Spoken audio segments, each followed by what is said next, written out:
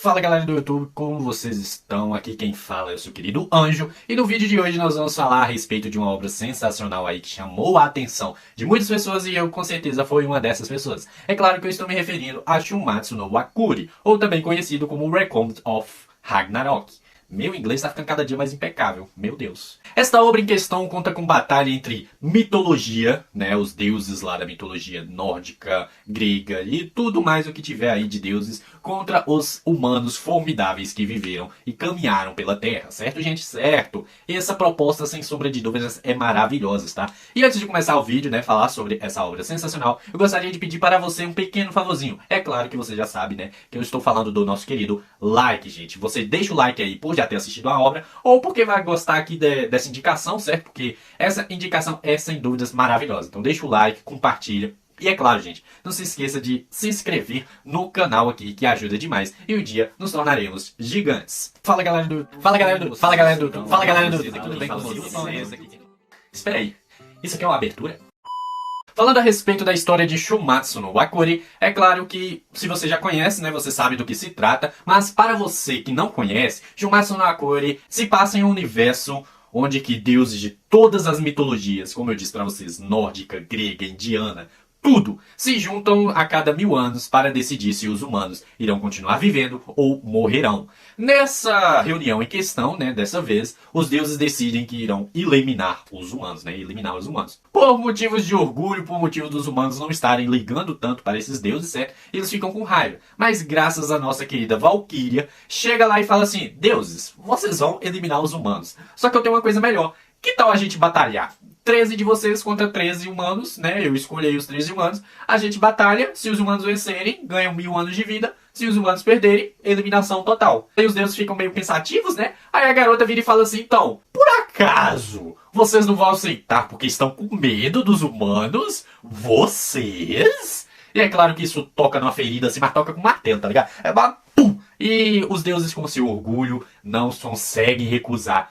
Porque na mente deles, os humanos são frágeis, os humanos são incapazes de batalhar contra Deus. E de certo modo estão com razão, né? O cara consegue com um martelo controlar raios. O outro com um tridente parte o mar ao meio. Então, né, você já fica pensando assim, os deuses são muito poderosos. Mas que humanos que vão escolher para batalhar contra esses deuses e que seriam capazes, né, de lutar contra deuses? E isso torna a história muito melhor de ser assistida, de ser lida, né? Que já tem aí tanto na versão mangá quanto na versão anime. Eu aconselho você a ler, porque a obra tem traços maravilhosos e lança assim a cada mês, né? Lança um capítulo, 2 capítulos. Isso é ruim. É ruim, porque eu preferia semanalmente ou diariamente. Diariamente seria perfeito. Mas infelizmente aí nós temos um capítulo ou 2 a cada mês e que demora um pouco, né? Só que ainda é mais veloz, mais rápido do que o anime. E, gente, para que acontecessem esses combates, os deuses, né, ali construíram uma arena, né, colossal de gigante. Vocês não estão entendendo quão grande ela é. Por quê? Ela deveria suportar, além dos deuses, que existem incontáveis deuses aí de diversas mitologias,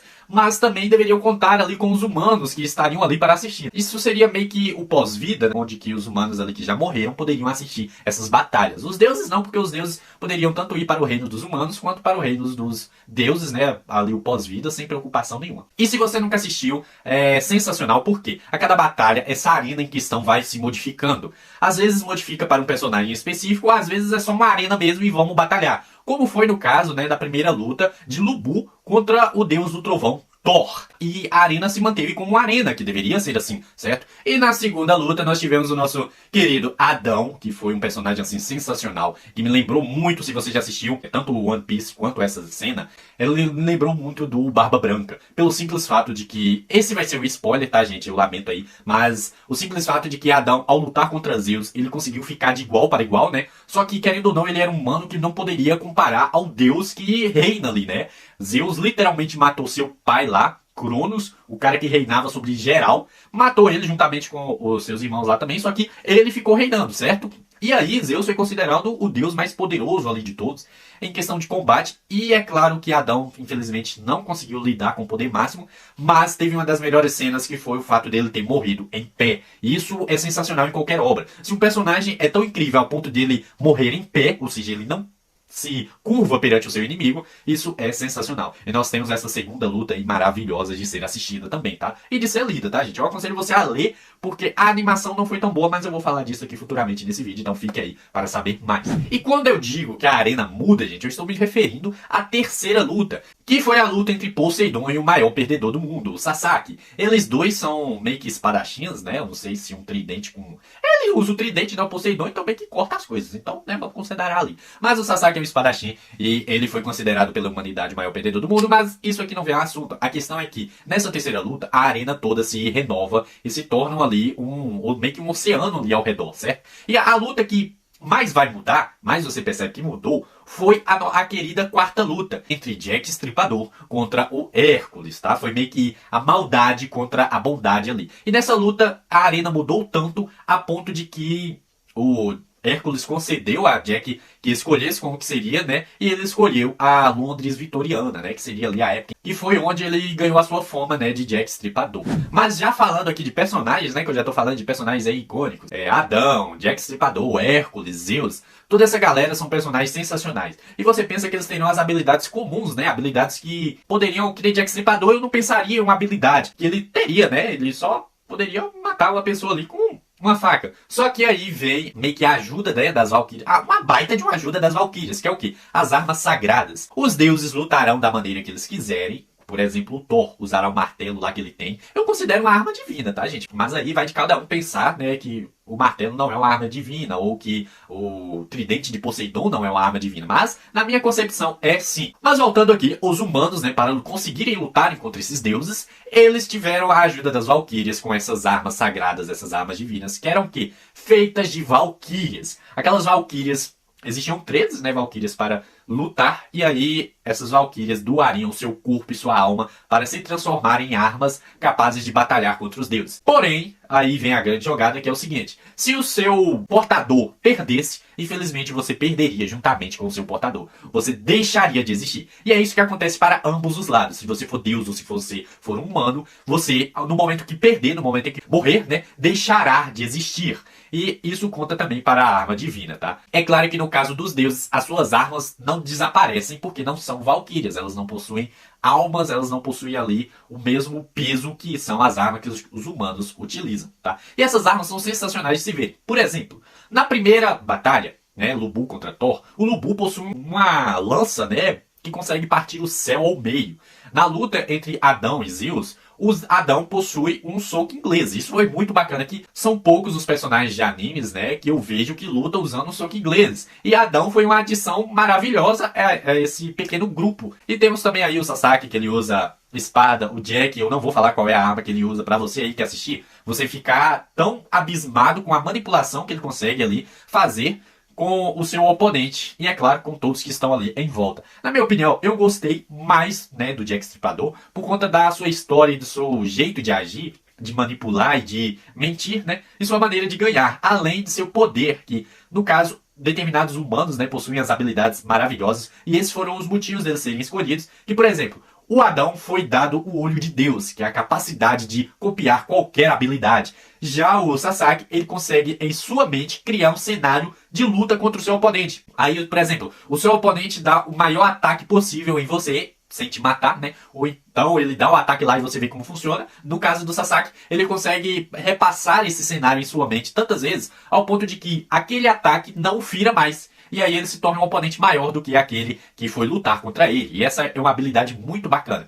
No caso do Jack Estripador, ele consegue sentir a emoção, né, que a sua vítima, o seu oponente está sentindo, e dessa forma poder melhor lidar com essa pessoa em questão, tá, gente? E galera, falando do enredo da história, como eu disse pra vocês, a humanidade vai morrer. A Valkyria lá fala, não, vamos lutar então, gente. Se é pra morrer, vamos cair matando. E aí são 13 humanos contra 13 deuses, e é basicamente esse o contexto. No decorrer da história, você vai entendendo um pouco sobre tanto a história do deus, quanto a história do humano, né? Como que é a personalidade dele, como que ele age. E isso é muito bacana de ser visto, porque assim, eu não conheço quem é Lubu, quem é o Sasaki, e na história conta, né, quem foram os personagens, e até mesmo do lado dos deuses. Conta a história de Shiva, conta a história de outros deuses lá que vão batalhar, né? Eles não são, assim, aquela tradicional, ou, sei lá, Thor lá dos Vingadores, ou Odin. Não são daquele jeito, tá? Eles são mais uma versão, assim, mais mitológica raiz, pelo menos eu achei, né? Achei mais nesse contexto. E eu gostei bastante, sendo bem sincero, toda a estética, toda a história de cada um dos personagens até então apresentados. E galera, falando sobre interações dos personagens assim, eu tenho que dizer que uma das melhores interações é do deus Buda, gente. Não tem como. Se você assiste, se você lê,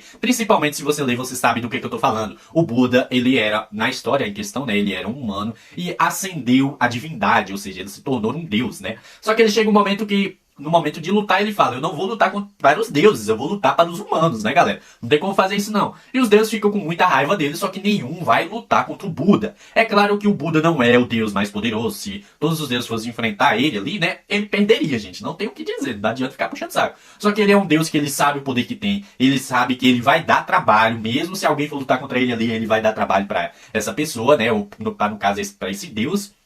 E com isso nós temos interações sensacionais, porque os deuses ficam com raiva dele, né? Principalmente ali o Loki, o Odin, que querem ganhar, querem exterminar os humanos. Porém, o Buda fala, não, eu vou lutar pelos humanos e os deuses que se virem aí, né, gente? Eu não aceitei isso, então se virem. E, gente, falando assim, na minha opinião, eu achei a temática maravilhosa, assim.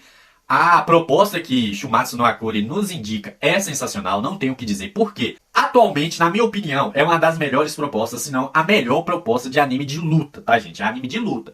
Que são animes de luta? É Baki-Hanma, Dragon Ball, eu diria até Naruto, mas Naruto ali tá mais pra ninjas, né? Mas são combates também. Eu não estou me referindo a animes como One Piece, como Nanatsu no Taizai, não estou falando desses que tem uma história por trás, assim, né? E o combate não é tão importante. Já em Baki-Hanma é muito importante o combate, né? E em Dragon Ball também, eles focam mais na luta, certo? E Nishumatsu no Akuri é do mesmo jeito, tá, gente? E essa proposta de deuses lutando contra humanos é maravilhosa, é maravilhosa. Mesmo você... Ela tem uma história por trás, né? Por trás de cada personagem? Claro que tem. E pelo visto vai ter uma história maior ainda aí do porquê que aquela Valkyria lá queria essa batalha, escolheu essa batalha. Não só apenas para salvar os humanos, tá? Mas por algum motivo aí que ainda não foi apresentado nem na obra, né? No mangá. Que eu espero que você leia, que você assista para você entender mais sobre. Mas sem sombra de dúvidas, essa proposta é maravilhosa. E o que a torna mais maravilhosa ainda é o seu design. A proposta, né, dos personagens, tanto deuses quanto humanos,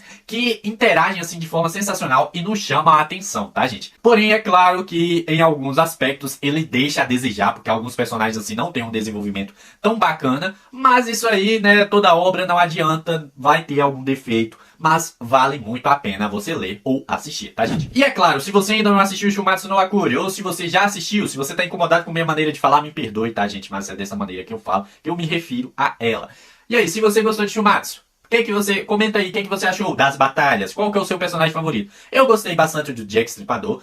Também eu gostei bastante do Buda, né? Porque maravilhoso ali. Ele tem esses confrontos, né? Contra os deuses. Mas temos aí novos personagens que valem aí a pena você assistir, tá? Por conta de suas histórias, seus combates. Comente aí qual foi a luta que você mais gostou. Ou a luta que você pensou assim, eu achava que esse humano iria vencer. Por exemplo, eu achava que o Tesla iria vencer, né? Que ali, isso é pra quem já tá aí lendo o mangá, né? Mas eu achava que ele iria vencer, porém ele perdeu. Isso é um spoiler, eu lamento pra você. Mas sem sombra de dúvidas, esse anime vale muito a pena, tá, gente? E é claro, chegando aqui ao final do vídeo, eu agradeço por você ter chegado aqui. Muito obrigado, de coração mesmo, tá? Shumatsu no Akuri vale muito a pena. Assista aí, eu tenho certeza que você vai gostar. Tem aí na Netflix, ou se você encontrar aí uma maneira de assistir, né? Faça isso, ou então leia o mangá, tá? Vai ter o link aí na descrição pra você conseguir ler o mangá, assim, muito de boa, tá, gente? Porque vale muito a pena. Ou você assistir também, tem como você assistir de graça, tá? E isso é muito bacana, tá, galera? E é claro, curte aí o vídeo, se inscreve no canal, não se esqueça, tá? De compartilhar também para a pessoa que não conhece, queria entender mais sobre essa história de Shumatsu no Akuri, que